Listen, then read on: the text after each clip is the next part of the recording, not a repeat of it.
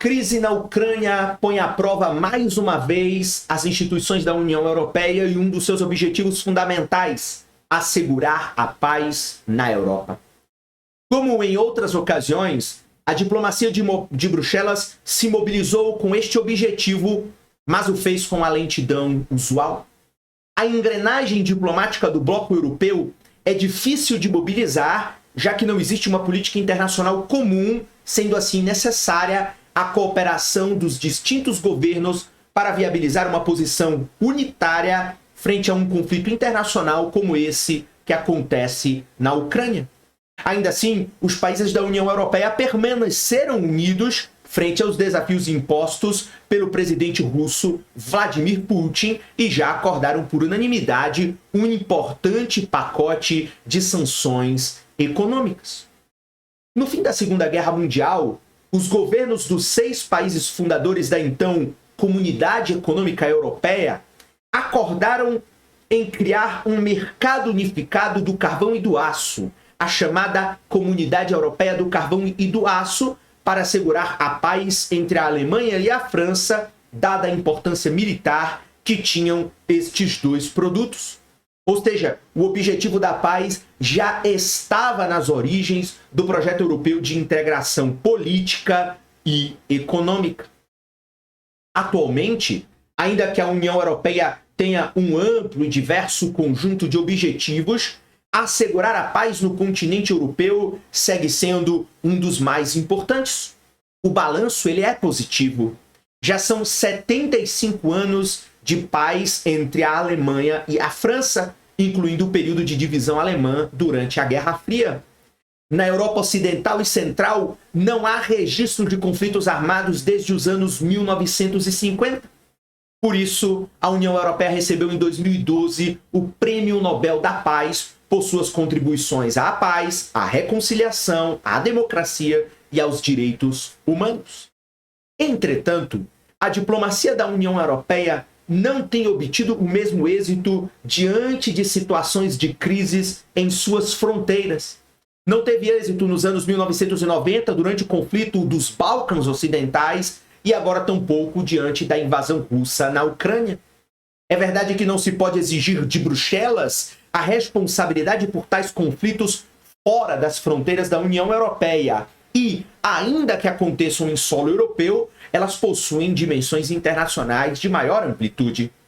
Mas também é verdade que a imagem que a diplomacia do bloco passa nestes conflitos não é precisamente de eficiência. Pelo contrário, atuam mais como uma espécie de intruso do que de ator internacional relevante. O fracasso da inicial negociação diplomática e o início da escalada bélica na Ucrânia terá efeitos muito negativos em todo o continente europeu. Neste cenário, veremos fluxos migratórios descontrolados, como o que já estamos vendo, e se estabelecerá uma nova instabilidade na economia, justamente quando a União Europeia ainda se recupera da pandemia da Covid-19. Tudo isso ativará novos movimentos nacionalistas que causam tantos danos ao projeto de integração europeia. É um contexto crítico que impactará vários países do bloco, principalmente os fronteiriços com a Ucrânia, como é o caso da Polônia, da Eslováquia, da Hungria e da Romênia. Outros países como a Alemanha, que dependem muito do gás russo, também serão fortemente impactados energeticamente. E assim como ocorreu com o conflito dos Balcãs Ocidentais, a crise entre Ucrânia e Rússia, que já ocorre lá desde 2013, pode persistir por mais algumas décadas. Cabe recordar que as tensões entre a Ucrânia e a Rússia, elas remontam a 2013, quando as revoltas de novembro lá na Praça da Independência ou na Praça de Maidan, em Kiev, deram lugar à deposição do presidente pró-Rússia, Viktor Yanukovych, e a petição de entrada na União Europeia. Agora, a crise ela ocorre em razão da intenção do governo ucraniano de fazer parte da Organização do Tratado do Atlântico Norte, a OTAN. Em 2013, a Rússia ela reagiu gerando instabilidade dentro da Ucrânia e anexando a região da Crimeia.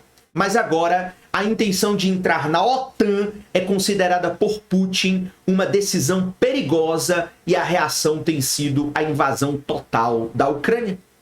É evidente que as tensões atuais elas são herdadas da Guerra Fria.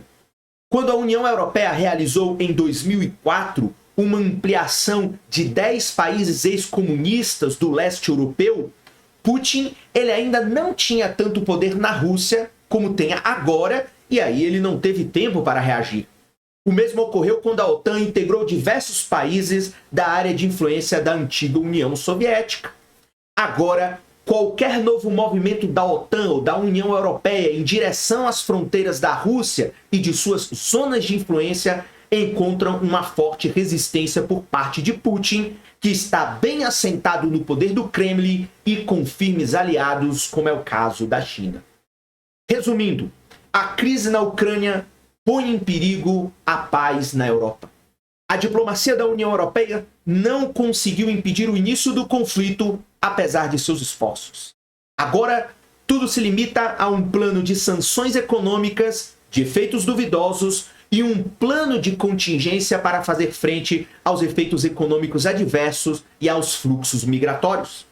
Entretanto, assim como aconteceu em outras crises pelas quais o bloco passou, parece até o momento que o conflito na Ucrânia está reforçando a unidade dos países membros e pode gerar novas políticas para prevenir e mitigar os efeitos de futuros conflitos em solo europeu. Isso inclui reduzir a dependência da União Europeia, especialmente nas questões energéticas, e apostar em um maior grau de coordenação entre os países membros para aumentar a autonomia econômica europeia.